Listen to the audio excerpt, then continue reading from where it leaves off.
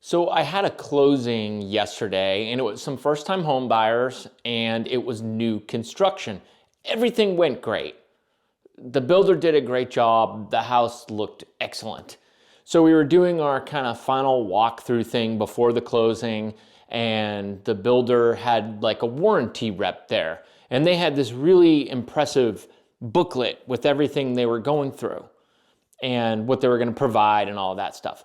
And then he started talking about this one thing, and I was sitting there thinking, this is ridiculous.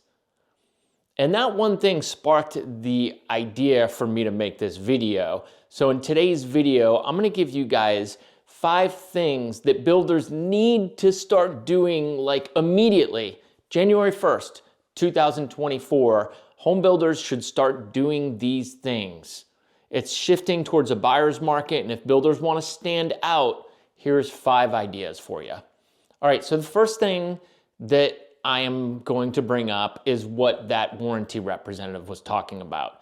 He started talking about everything and he said, okay, after closing, you guys are gonna wanna head to Home Depot and get some grout sealant. You're gonna need to seal all the grout in the house. I'm like, kind of looking over, they're first-time home buyers. I'm thinking, really? I mean, they just spent all this money. They've got to figure out moving. It's Thanksgiving weekend. They have so much to do. And you guys want them to go get grout sealant and like thinly paint every single line everywhere? It seems ridiculous to me that they're spending this much money and you guys can't seal the grout for them, at least that first time. I don't know if it needs to be done more than that. You guys can surely mention that, but seal it for them. And I'm sure there's probably some excuse as to why you don't do it. Like, oh, it might discolor or something like that. But my argument is you guys take a lot more risks throughout the entire house. I don't think the grout's a big risk for you guys to seal. I really don't. So just start doing that. And while you're at it, seal the countertops for them for the first time. That'd be nice. That way they can just move in and they don't have to go to Home Depot or wherever it is and do that stuff. Okay, the second thing that I wish builders would start doing is start painting the garage. I know a lot of high-end builders do this, but there are a lot of builders in the $500,000 price range, $600,000, $700,000 that aren't painting the garage. It is like almost embarrassing to me when we go to do our orientation walkthrough and buyers find out you don't paint the garage. It seems absurd.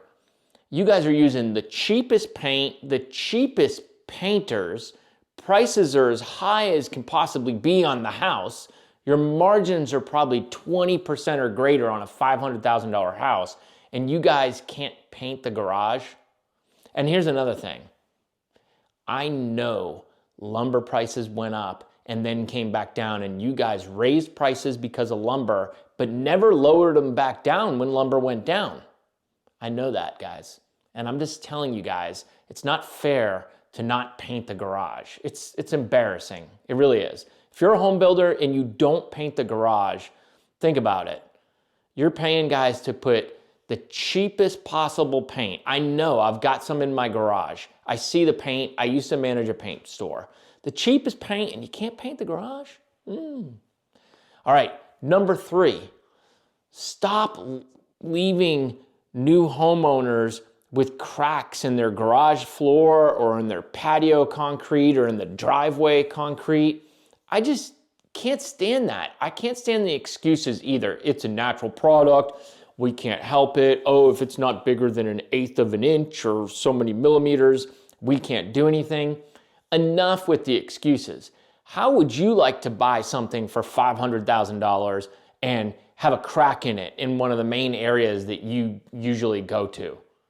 I mean, for the garage, look, I know that's a big undertaking. At the very least, seal it, have it repaired, and then have the floor epoxy coated for the clients. I mean, at the very least. The back patio, come on.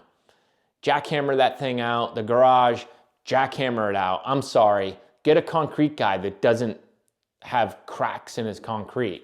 I mean, what can I say? All right, number 4. This is a pet peeve of mine because I've had so many houses with this.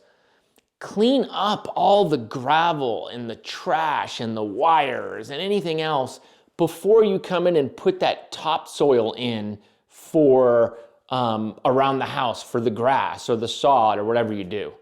It is so disappointing as a home buyer when you go to plant some flowers in the spring and you dig a little bit and you just go down an inch or two and find out there's a bed of gravel or worse, like concrete underneath. And then what are you supposed to do? I had a home once in Canterbury and Thompson Station. I had to actually rent a jackhammer because there was so much concrete around this walkway and I couldn't get my grass to grow. So I rented a jackhammer and I jackhammered that concrete out. It's just, guys, clean that up. I mean, that's huge. People notice that stuff after. I know you don't think it's a big deal. It's a huge deal. All right, and number 5. Builders have what is called a blue tape walkthrough. Some just call it a homeowner's orientation as well. I cannot stand blue tape walkthroughs. Homeowners or buyers should not have to QC your work and mark up all the spots on the paint. Surely you guys see it, right? I know you see it. If you don't, you're either blind, incompetent, or you just don't care. I'm just so sick of that process. This last closing we had, they actually had the home completely ready for the blue tape walkthrough. So it was just a homeowner's orientation. We didn't even have to mark anything on the paint because it looked so good. So just have it done. Have it ready. If there's like obvious marks all over the paint, fix it. Don't waste our time going through like trying to, like you're gonna ignore that stuff if we don't find it. I mean, you guys see it, so just fix it. So there you have it, guys. My name's Matt Bogosian. I'm a real estate agent right here in Middle Tennessee. If you'd like to explore maybe looking into working with me, head over to workwithmatt.com. From there, you can watch a video and learn a little bit more about me. And you can also schedule a 15-minute phone call consultation. Have a great day, and I'll see you soon. Bye.